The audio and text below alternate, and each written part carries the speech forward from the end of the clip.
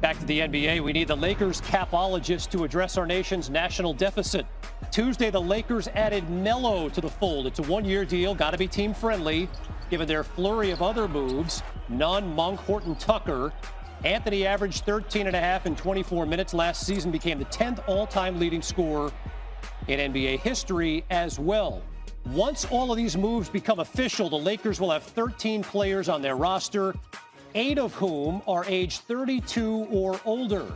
That puts LA on track to have one of the oldest teams in NBA history. Only 4 teams have had an average age of 32 or older.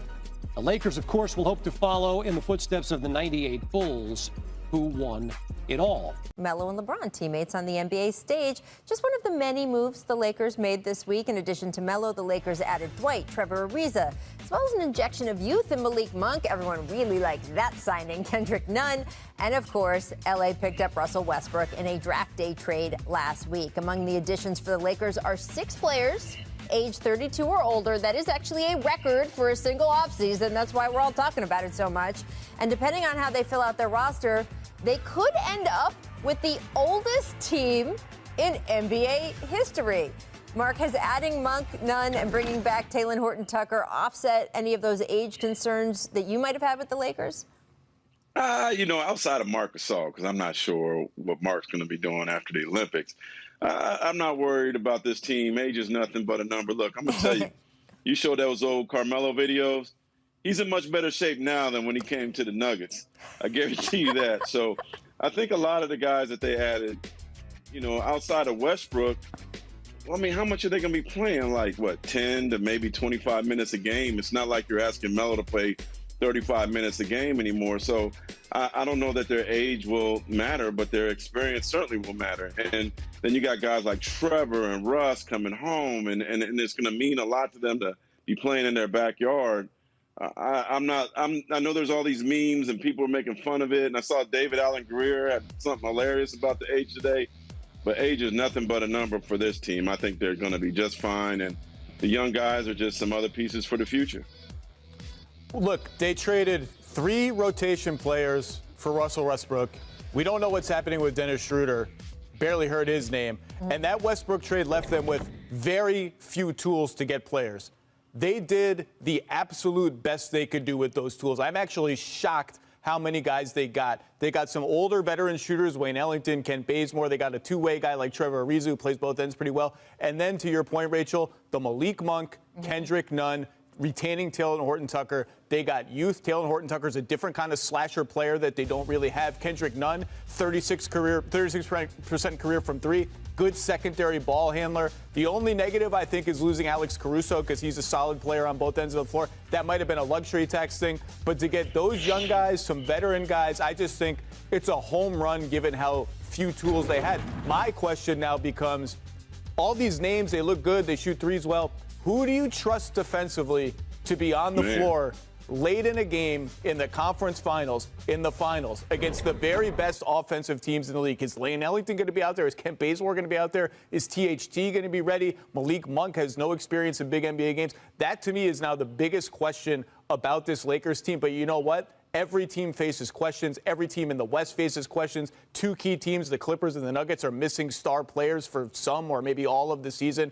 Everyone's got questions. These answers the Lakers came up with after the Russ trade are the best possible answers they could have come up with. Well, I got to look at Frank Vogel's track record on that last question, though, too, about the defense, because if you look at his first season as head coach, a bunch of the guys that they had on the roster going into that season, let's just be honest, their defensive numbers were not good at all. A lot of guys had sort of fallen off, had defensive reputations, but if you looked at their numbers for the previous season or 2, it really looked like a soft point in their strategy. And Frank Vogel got in there, and he incentivized guys to play better team defense. LeBron, frankly, played better defense than we had seen him play in years. Once he started working with Frank, Anthony Davis bought in defensively, and those 2 players set a tone that trickled down to the rest of the players. And we took a look here on the jump of the numbers in the season or 2 before these guys all got together. Their defensive numbers were really lacking, and they had turned into one of the best defenses in the league.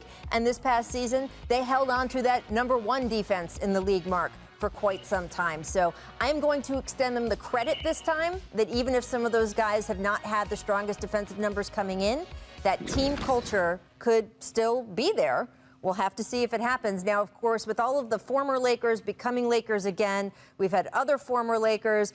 Nick Young tweeted out that he wanted, don't forget about me, he said, he wanted to come. And I do think this is, of course, more of a joke. But I will say, when you talk about being stunned, Zach, that the Lakers were able to fill around the edges this way, I think this is the LA advantage, right, Mark, that we hear some of the other teams complain about, that they have such a sort of carrot here of, well, you're going to come play for the Lakers, you're going to live in Los Angeles. That'll make up for some of the money, right? And you're going to play with LeBron. I mean, that's the big thing. LeBron, it should get, if there's a GM of the year award that goes to Pelinka, LeBron should get some of that because I'm sure he's making calls, one. But he's the marquee draw, him and Anthony Davis. So he could get the elite at the end of their careers to take these minimum deals and join forces with them, guys that want to win a championship. And to the rich goes the spoils. I mean, the Golden State Warriors were getting guys like this. Brooklyn is getting guys, this way. So that's typical for the big market teams that are successful. But the Lakers putting on that uniform, it's really, really special. And to do it with LeBron and knowing that they have a strong chance to be a championship team, if you're going to take a pay cut, that's the place to do it. And it's not just LeBron as a player. We all know LeBron. If you're an outside shooter, he's gonna feed you good looks all the time. What does it mean for a young player like Malik Monk or Kendrick Nunn? It changes the entire perception of you when you're playing in the conference finals and the finals and you're making big shots. And these guys have an opportunity to do that. The whole world is watching. The whole league is watching. It's not a January game for the Charlotte Hornets. These guys have a chance and see a chance to change the way everybody feels about them, to give themselves an opportunity to play in moments they've never played in before. That's a big part of it, too. Yeah, absolutely. And they also, I would say, David Fizdale going there, you've had coaches, and I remember Brian Shaw saying this in the past, when you're assistant coach for the Lakers, it's better than, and Mike Brown has said this too, it's better than some head coach jobs in the league. So a guy like Fizdale coming there, it's certainly going to help him perhaps get a job next summer. Hearing about this for a while. These guys met when they were in high school. They played a huge game against each other when they were opponents.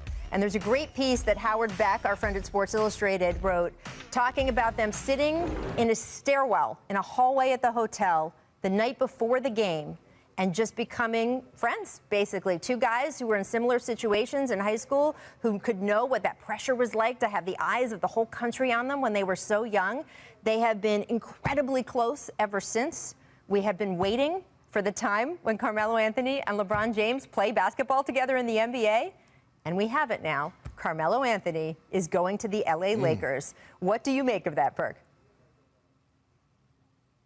Reunited and it feels so good. I tried to tell people yesterday, Rachel, when producer Steve was saying we had to leave out, I couldn't have a chance to redeem myself when Zach Lowe and Ramona and Matt Barnes was disagreeing with me about the big three of the Lakers and the big three of the Nets and who was going to have the better impact. And all of a sudden, guess what? Like them old people used to tell me, my grandmother, boy, don't you touch that stove, it's hot.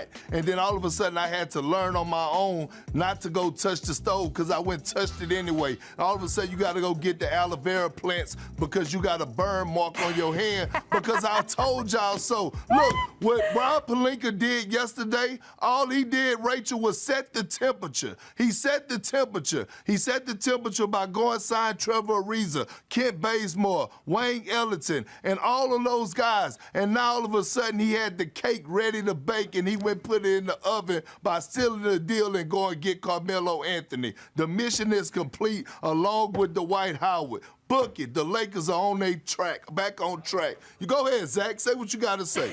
Go ahead. Do what you do. I think you lost Zach at aloe vera, but continue. Look, I have no idea what just happened, except I'm kind of hungry now, but I don't know what all that was. Look, this is the truth. The man was speaking the truth. Continue. This is a great story, and if I recall correctly, Carmelo made the playoffs his rookie year, and LeBron did not. I believe LeBron went to one of his playoff games. I mean, that's to go support him. So it's a beautiful story. And look, this is the kind of flyer the Lakers were going to have to take. They did not have any cap resources left to go. They're going to have to get guys that are chasing rings. rings on the minimum. And Carmelo, to his credit, everyone said, all he wants to do is ISO and shoot twos. In Portland, he bought into a role as a spot-up shooter, shot the three well. That's the role he's going to have to play for the Lakers. But with all of these guys, whether it's Ellington, Bazemore, Ariza, Carmelo, with the exception of Ariza, I think the big question is going to be when push comes to shove, when you're in the conference finals, when you're in the second round of the playoffs, whatever it is, can you stay on the floor defensively? Do the Lakers, who have made their bones, all the sexy stuff, whatever, they have made their bones on defense. Yep. Have they hurt their defense too much in this all of this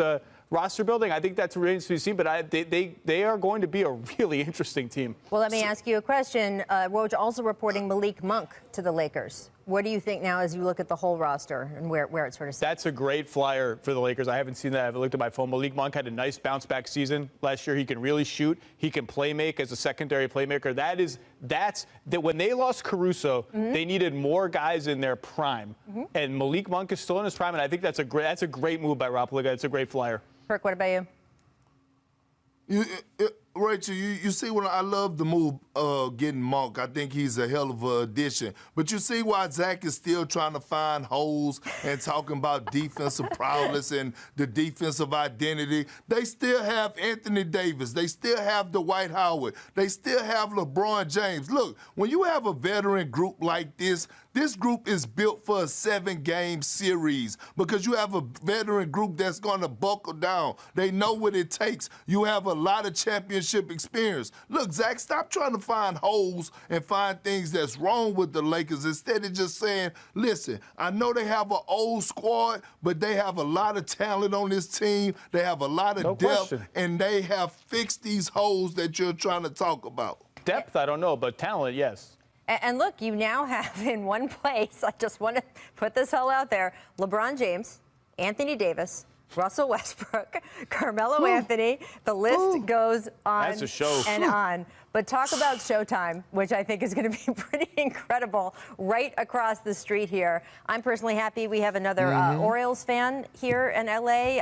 Our friend Kyle Goon from the Orange County Register is very excited, I know, about that as well. So, sorry, the Bay Area News. Only trump card was Phil Jackson was the president of the Knicks back then, and he had the 5th year, and he gave him the whole thing. But they really thought they had a chance at Carmelo Anthony all those years later. And you look at, I mean, that's my favorite expression on the show, I guess, is sliding doors. Yeah, right. But the sliding doors of Melo's career, of LeBron's career, I like this fit. I like that Melo sort of restarted his career, and he's become a really good three-point shooter. Career high 41% last year. That's what the Lakers need, and their cumulative ages are getting up.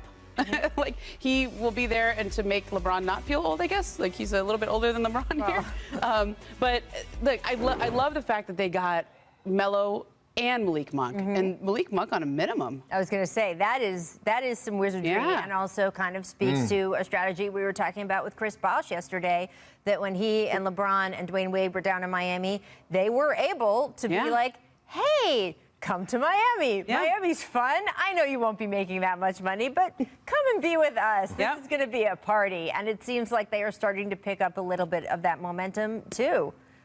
What do you think, Zach?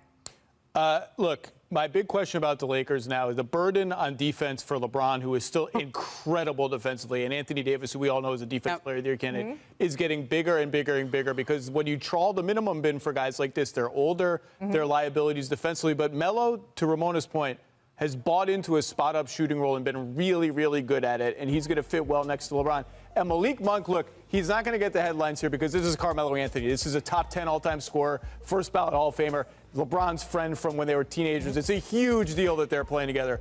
Malik Monk on the minimum is an incredible get for Rob Pelinka and the Lakers. He had a great year last year, and he's not just a shooter. He can get them moving in transition. He's really fast. We know the Lakers like to play in transition, doubly so with Russ now. They're getting rebounds and rampaging up the court, and he's a really good secondary playmaker. If you're not really good, but he's getting there. If you kick it to Malik Monk on the weak side against the closeout, he can attack it, make the next pass. I think this is a great say. It's not going to get the headlines, but this is a great signing for the Lakers. Brooke, I'm curious what you think the on-court fit with Melo, with LeBron, AD, and just all these new pieces, because it's great to make wholesale changes to your roster if you think you're improving it. But as you see on that graphic we just showed, Perk, it's a lot of guys going out and a lot of new guys coming in, and you're going to need to sort of reset your culture just by definition of having an almost completely new group, except for 2 or 3 key guys. Yeah, and I understand that, Rachel, and I would be concerned if it was a young group. But we're talking about a group of veterans, right? And a lot of these guys have been to the promised land. A lot of these guys have won championships. LeBron James, Anthony Davis. You're looking at even Trevor Ariza. But when you look at Carmelo Anthony and you look at Russell Westbrook, these guys are starving to win a championship. That's the only thing left for them to complete their legacy is to win a ring. So sacrificing is not going to be difficult when it comes down to the Los Angeles Lakers. Look, we're watching Space Jam in real life right now. The Lakers have 5 Hall of Famers on their team. 5. Russell Westbrook, Anthony Davis, LeBron James, Carmelo Anthony, and Dwight Howard. And all those guys still could contribute at a very high level on the basketball court. Dwight Howard, to me, is going to be, again, the unsung hero in this situation, in my opinion, because his ability to still protect the basket. He knows how to play alongside Anthony Davis. He's still a lob threat at the basket, one of the most athletic bigs in the game today. So when you look at the other pieces, the shooting that they added around them, watch the hell out. Yeah, I love this Dwight Howard sign. Re-signing? Yeah, I mean, they missed him last year. That was a calculated decision that they made to go for Marc Gasol in there and let Dwight go and trade JaVale. They missed it, and they missed it against Nikola Jokic. They missed it against DeAndre Ayton, who, by the way, is now a guy that you have to be thinking about how are you going to defend him. And so I think they just looked at what happened last year in the playoffs and said, we gotta get a defensive big who can take that in those matchups against Phoenix, against Utah with Rudy Gobert, and against Denver with Jokic. And I think that's Dwight. He was great in those. And I think the follow-up question to that is, the more they play Dwight, the more they're going to face the problem of Russ, LeBron, AD, Dwight on the floor at the same time. Is just not a lot of shooting around LeBron, and so that will be interesting to see what it does to their half-court offense. But this team does like to play big. And as much as we want to see Anthony Davis the center, they're going to buy minutes with Dwight at the 5. It's just a matter of how they balance out the rotation because their shooting has taken a hit. And for 15 years, we've seen LeBron plus shooting is unstoppable. Yeah. And look, here are some shooting numbers of guys last season. Caldwell Pope, not going to be there anymore. Caruso, not going to be there anymore. McLemore, not signed right now. Kyle Kuzma, not going to be there anymore. So you've got a lot of these guns no longer at your disposal. And the age thing is real, guys. They've got 6 signed players right now, 7 if you count Russ, right, who is on his way. 6 of those 7 are age 32 or older. A chunk of them are over 35. I mean, there is no question this is an older team. And I do think you're right, Perk. Much like we were talking in the last segment about the Olympics, you have a bunch of vet guys. You put them together for long enough, they do eventually figure it out. And the idea of sacrificing to win a championship, that is more real the older you get. It is real that you stop worrying as much about your individual numbers. It is real that you can feel like, well, I've kind of done everything else already. So for a guy like Melo that's looking for his first ring, that is very meaningful in terms of what you are willing to do for the team. Could definitely shoot over top and score every time if it's a one-on-one situation. You know, I'm Kevin Durant. You know who I am.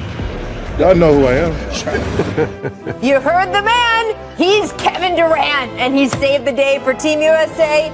Again, we will break it down. And Julius Randle back with the Bockers and got paid. How's the Knicks season outlook now?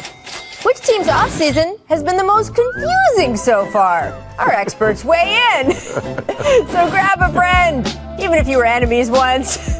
Pop a squat and watch a full hour of The Jump right now. Still trolling. The man's still trolling. He's a character. Oh, yes. Welcome to The Jump. I'm Rachel Nichols alongside ESPN NBA insider, the host of The Low Post, Zach Lowe, and the man in the middle, the man with 7 rings, NBA champion, Robert Horry. We're going to start with the Olympics as Team USA rallied from an early 15-point deficit to the Australians behind 23 from U.S. all-time leading scorer Kevin Durant, 20 from Devin Booker. The U.S. found their groove late in the second quarter, going on a 22-0 run, outscored the Australians by 22 in the third quarter alone. So, Robert, what was the most impressive aspect for you of the U.S. rally against Australia? I think it had to be that third quarter because they come out, you get punched in the mouth to start the game off. In the third quarter, you're like, oh, man, Australia's for real. They got NBA players over there. They got stars over there. We need to come out. And I think they came out in that third quarter like most true good NBA teams do, and they punched them in the mouth and said, yo, we are the USA. We are the team that's going to win gold, so this is what we're going to do. Kevin Durant, take over. Drew Holiday, play some good defense. And that's what the U.S. did. I think it took them a while to learn who's the top dog on this team, because when you get this much talent together, it's hard to say, I'm going to take a back seat. And I think now they're realizing, oh, that guy with number 7 on his back, he's pretty damn good. He's Kevin Durant. Imagine how awesome you have to be at anything to say, do you know who I am? Like, there's like 20 people in the world who can say, do you know who I am? And it's not ridiculous. And he's one of them. Just where would we be without him? He's the best player in the tournament. Yeah, absolutely. And I am impressed, though, when you mentioned Drew Holiday, right? Devin Booker. You've got guys who played so well despite no break from the finals. I mean, Drew Holiday, where is this energy coming from? But the tenacity on defense was exceptional, and Book was Book. Yeah, these guys flew right from the finals to Tokyo. I don't know how many hours it is changed. It's a lot of hours, and just suit up, play after a grueling NBA Finals. It's super impressive. The commit, that's a real commitment. Right? I mean, that's not bogus. That's a real commitment. They're playing really well. Drew Holiday's been amazing on both ends of the floor, and Devin Booker is just ready for all of it. He's proven in the last 3 or 4 months, whatever you throw at him, he is ready for it. He's a bona fide superstar. We know we always wanted to compare him to the legend Kobe Bryant, but Booker he's writing his book. He's doing his own path. And the way he can shoot the ball and the way he can control the offense. And the thing that he's learning also in this tournament is how to play defense also, because we know what he can do offense. I think with him, he said, you know what, we had some moments in the playoffs where they try to exploit me defense. This is a time to work on that. Yeah. And he's doing everything. He's working on his game and he's getting better. So this guy right here is going to probably be an MVP next season. I mean, certainly an all-star coaching staff, too, you can take advantage of if you're on Team USA right now. Pop, Steve Kerr, there's a bunch of guys over there that are on that staff that can really help a guy say, oh, learn this, and then, of course, use them against them in the Western Conference. I do want to ask, seeing how as you have 7 rings, I'm just going to keep saying that. When you finished an NBA Finals, how tired were you? And the fact that these 3 guys, right, Devin, Drew, Chris Middleton, took a 12-hour flight, now we're on the time change is no joke. Your nighttime is your day, your daytime is your night, that they're doing this for 2 or 3 weeks. It's hard because you got to think about it. Last season was an unprecedented season because they played every other day. Right. Then you go into the playoffs, and now you got the Summer League games with the USA. And then you think about it. Once they come back, they got, 2 or 3 weeks off before they start their regular season. So for me, I knew when the season ended, my body needed rest. I would take a month and a half off. I mean, not even touch a ball, not do anything. But these guys jump right into another league, another sport, another championship series. So it's hard, man, and it's going to be tiring and grueling. So I just hope that they find a proper way during next season to get the amount of rest, because they're going to need it, because they want to fight for another championship. They're going to need those guys that are playing for USA. I'm tired after the NBA Finals. Right. And the only exercise I do is getting on the elliptical like an old man in the hotel. And I get jet lag. I get jet lag flying out to LA. Right. That's a real thing. So yes, so it is a thing, and I am curious about repercussions back on their regular teams as we go. I had a conversation with Tony Parker and Manu Ginobili one year. I said, yo, the most important thing is us right now winning the championship. And they didn't play for their team the next year, and we won the championship in 2007 because those guys were fresh. That is really, really interesting. We will see. The other semi last night came down to the wire, but Nicolas Batum's game-sealing block gave France the 1-point win over Slovenia. Despite Luka having the 3rd triple-double in Olympic history, Slovenia will play Australia for the bronze. Now the U.S. will get a chance to redeem their loss to France in the group stage with the gold on the line Saturday morning. So that's pretty awesome. WOJ reporting Julius Randle extending his contract also with the Knicks for 4 more years, $117 million. Randle will have a player option in the last year of the deal. That extends his deal through the 25-26 season. I cannot believe those words are coming out of my mouth. The 25-26 season.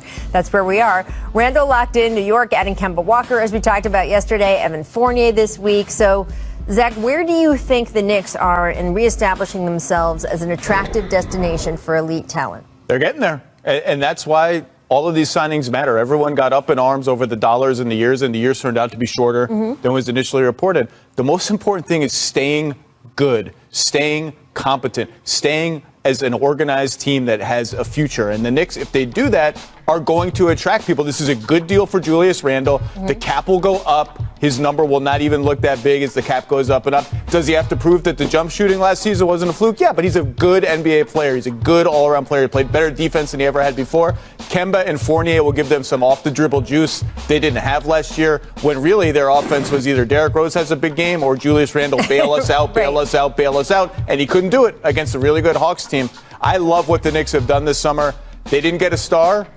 It's hard to get stars. Might take a couple more years. Stars don't become available all the time, but they're circling, and the stars are noticing. I want to say, I think Kemba Walker is a star. He was a star before he got to Boston, and then he had to take a back seat with injuries and Tatum and Brown. So this guy needs this refresher role. He needs a new role, because if you look at this Knicks team, that's what they were missing. They was missing a dynamic guard. Even though Derrick Rose was doing his thing, it's hard for you to have that many injuries at his age and do it for 82 games. So now with Kemba there, they're going to be an exciting team to watch, because Thibodeau is going to do one thing, have them ready to play defense, and that's what you want out of New York Knicks team. That's the thing. Their defensive talent has slipped a little bit, but they'll get all the fundamentals right, all the rotations right. And Kemba, the ability to hit pull-up threes is something they didn't really have last year. He can do that. That's going to give Mitchell Robinson and Nerlens Noel some lobs.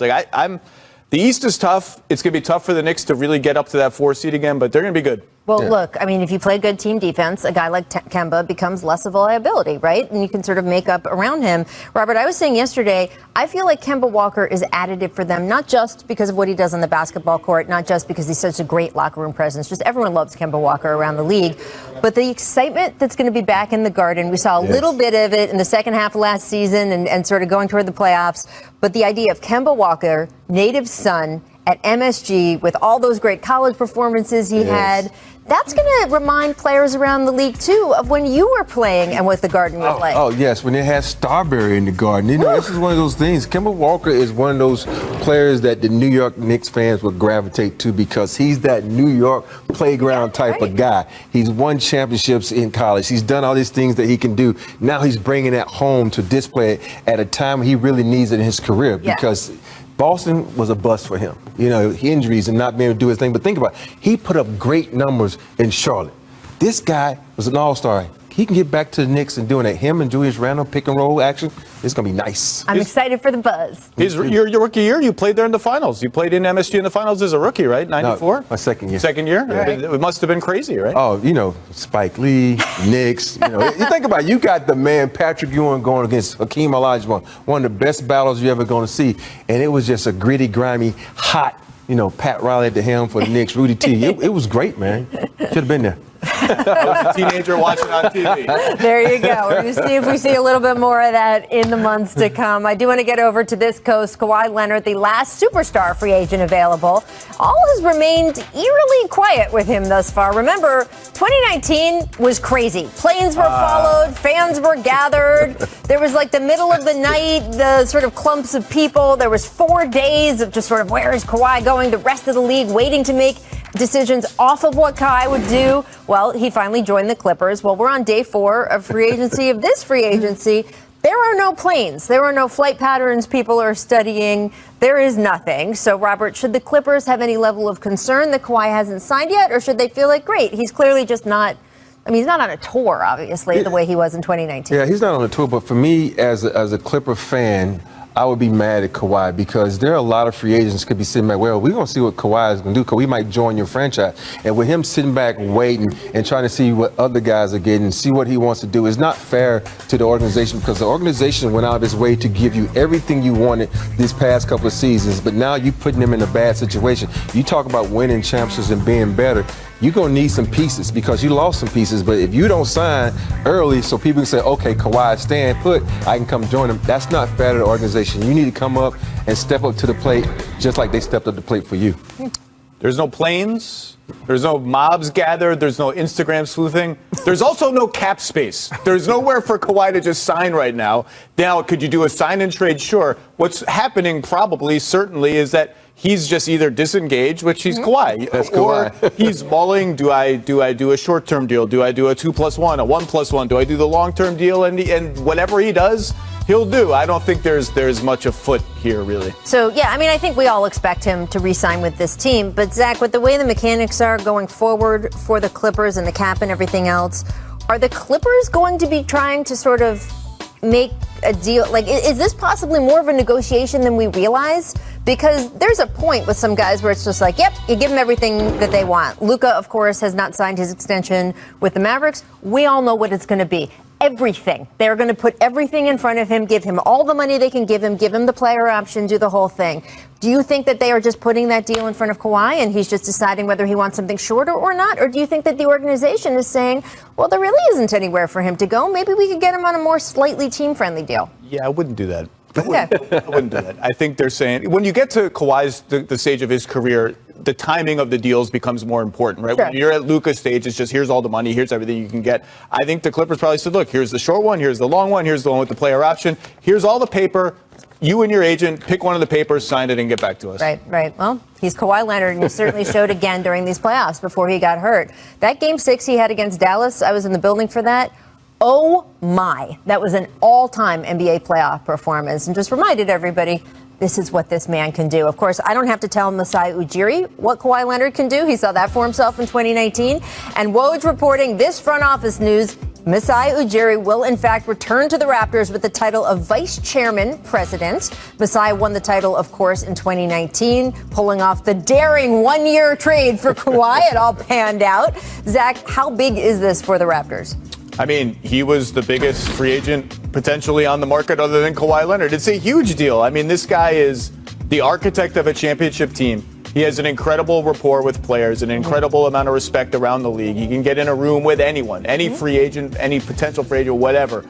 And more than that, the Raptors are in a transitional period where Kyle Lowry's gone. They have to decide a bunch of different things about what direction they want to go to. And you want to have everyone who's been there through it all in the room making those decisions, especially the guy who has the hammer for those decisions, and that's Masai.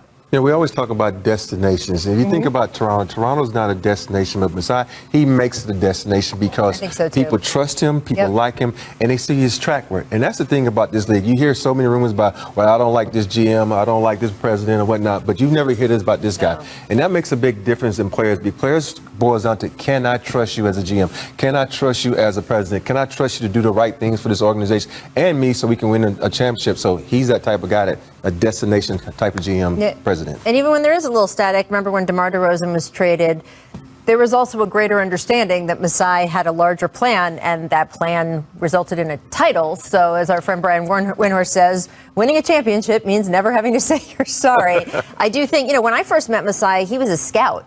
And I think those roots have shown through all the way through all of his decision makings and his involvement. He's been really a prime mover in the NBA Africa program and all of the sort of Basketball Without Borders programs before that, and has let him have a greater knowledge and appreciation.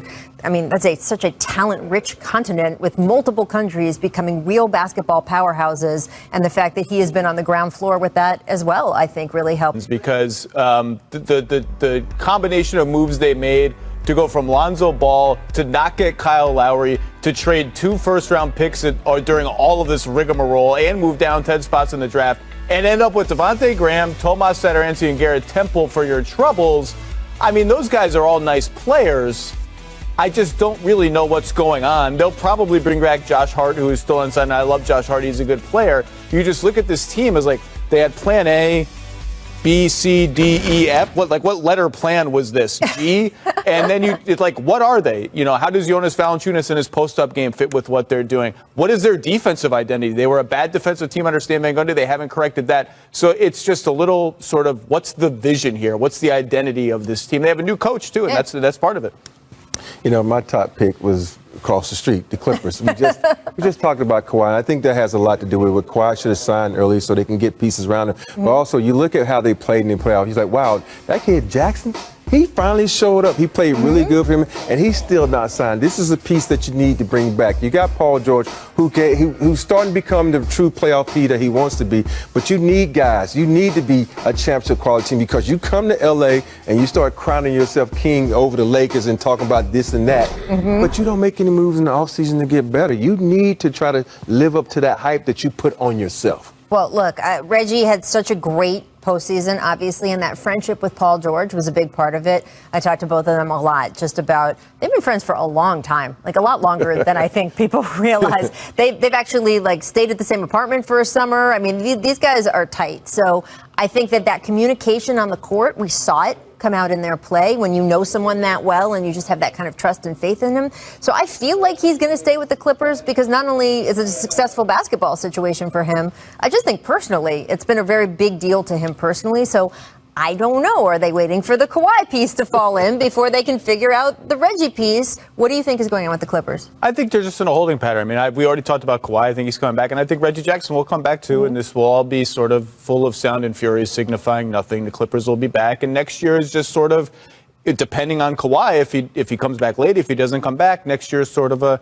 let's see what we have in the guys we just got in the draft. Let's see what more Terrence Mann can give us. He was a great story toward the end of last season. And then come back full throttle next year. Remember, another guy that we didn't talk about in terms of improving your team, Serge Ibaka, yes. And that injury was a big, big deal for them. And the spacing and rim protecting that they lost with him. And so they got to get him healthy, too. But I think also with Serge, though, he's the type of guy that's not young either. So that's going to be a big difference in how he recovers from his injury. Because as you get up in age, that injury, it slows you down tremendously. But he is a very good locker room guy, and he has a lot of energy. And on a team where there are some more quiet leaders, I think that him being more involved in the mix will have a benefit beyond just the X's and O's on the court. As far as the Pelicans are concerned, though, I mean, my question, since they didn't extend Lonzo last offseason, was how is Lonzo Ball leaving and the pieces you got back even remotely equivalent, especially considering the picks you gave up and now, look, they've got a lot of picks, right? That's the benefit of the Drew Holiday trade and the AD trade. They've got a lot of picks to play with, but I don't think you want to just fling them around willy-nilly for the chance at Kyle Lowry. I mean, this is like when Houston salary dumped Jeremy Lin with the chance to get Chris Bosh. You don't get him, and you're like, I just wasted a pick and traded a good player for nothing. So it hurts, and I don't, Zion and Brandon Ingram both said, we love Lonzo. We love playing with Lonzo. I just kind of look. Lonzo's a polarizing player. The limitations are glaring and obvious, but what he does well, he's really good at, and he's young. And there was a simpler solution, just staring them right in the face. They didn't take it. But I also think with Devontae Graham coming in, that's a cheaper Lonzo Ball. Don't forget, this guy could have been newcomer of the year. I mean, the most improved player. He's a good player. Yeah, he's a good player. So with that system, they don't need a dynamic guy. You got Zion, you got B.I. You don't need a guy like Alonzo Status to come out and do it. You need a guy that's going to get the guys in the right position, control the team, and make them better defensively. Yeah. And you were also confused by, just give us a couple quick hits before we go to break. Celtics, just sort of all the talent drain that they've had, the stars that have left, quiet offseason, which we knew was going to happen. They got Josh Richardson. What's the roadmap? What's the next step around Tatum and Brown? Where is this team going? And then Pacers, not that active in the offseason, but they just got a lot of guys. The Sabonis-Turner big man pairing has kind of persisted longer than I frankly expected it would be. It always feels like something's got to give there. A lot of guys who need the ball, but nothing's given yet. And obviously they have a Hall of Fame quality new coach in Rick Carlisle, too. There you go. You want to add anyone else to that list, Robert? I just want to pick on the Sacramento Kings. Okay. You have to do some things never change. Yeah, because you got this situation sort of like with the Ben Simmons thing is going with Buddy Hield. Buddy Hield is a vital piece. You're not happy with him. Use him, get something, do something right now. Come on, Kings. Even though I ain't going to root for you, but make something of yourself, man. That Lakers Buddy Hield That was a trade good motivational speech. Make something of yourself.